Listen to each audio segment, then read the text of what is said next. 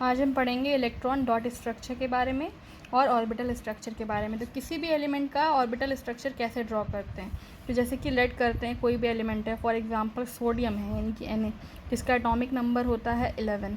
सबसे पहले तो हम इसका कॉन्फ़िगरेशन करेंगे। तो इसका कॉन्फ़िगरेशन होता है 281, जो कि KLM शेल को फिल करता है। तो सबसे पहले हम इसको ड्रॉ करेंगे, इसका न्यूक्लियस। ये न्यूक्लियस है। फिर इसमें कितने नंबर ऑफ शेल्स हैं, 1 2 3।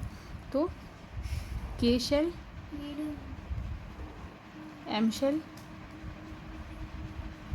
और M शेल।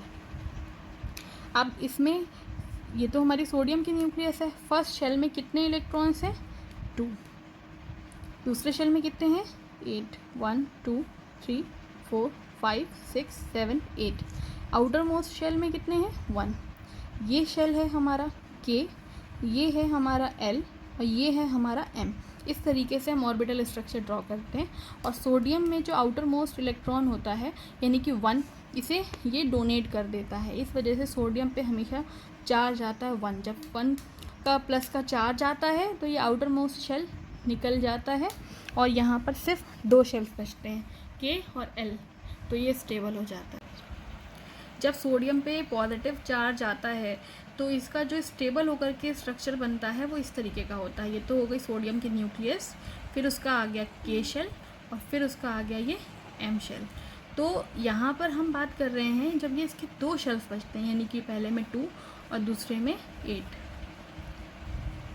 अच्छा, फर्स्ट शेल जो K शेल होता है इसमें सिर्फ 2 की कैपेसिटी होती है, इसमें सिर्फ 2 इलेक्ट्रॉन्स रह सकते हैं और M शेल में सिर्फ 8 रह सकते हैं। अब यहाँ पर ये सिर्फ सोडियम का ऑर्बिटल स्ट्रक्चर था, बट जब इसमें आउटर मोस्ट शेल से 1 इलेक्ट्रॉन डोनेट हो गया, ये शेल हट गया, तो यहाँ पर जब 2 शेल्स बचे तो ये हमारा बन गया है Na+, जिसे हम कहते हैं सोडियम आयन, क्योंकि इस पर आयन आ गई हैं। और आपको पता है आयन्स आपकी 2 टाइप्स की होती हैं, पॉजिटिव और नेगेटिव। पॉजिटिव आयंस को बोला जाता है कैटाइंस और नेगेटिव आयंस को बोला जाता है एनाइंस। ठीक है, तो जब कोई इलेक्ट्रॉन को डोनेट करता है तो उस पर पॉजिटिव चार्ज आता है तो वो कहलाता है कैटाइन।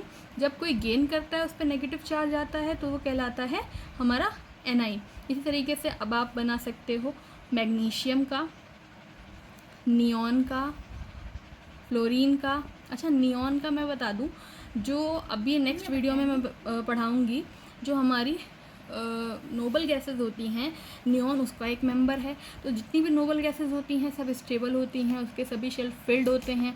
तो आपको पता है नियॉन का एटॉमिक नंबर होता है 10, जिसको हम कॉन्फ़िगरेट करेंगे तो वो हो जाएगा 2,8। तो इसका आउटर मोस्ट शेल तो ऑलरेडी ऑक्टेट रूल को फॉलो कर रहा है, इसमें 8 इलेक्ट्रॉन्स फिल्ड हैं। तो ये इसकी वैलेंसी जो रहती है वो भी 0 रहती है और इस पर कोई भी चार्ज नहीं होता, क्योंकि जब ये इलेक्ट्रॉन देगा नहीं, लेगा नहीं, ना गेन करेगा ना लूज़ करेगा, तो इसकी वैलेंसी 0 रहेगी और इस पर कोई चार्ज भी नहीं होता। इसी वजह से ये नोबल गैसेस का एक मेंबर है। नोबल गैसेस क्या होती हैं ये मैं नेक्स्ट वीडियो में पढ़ाऊँगी। Okay, thank you.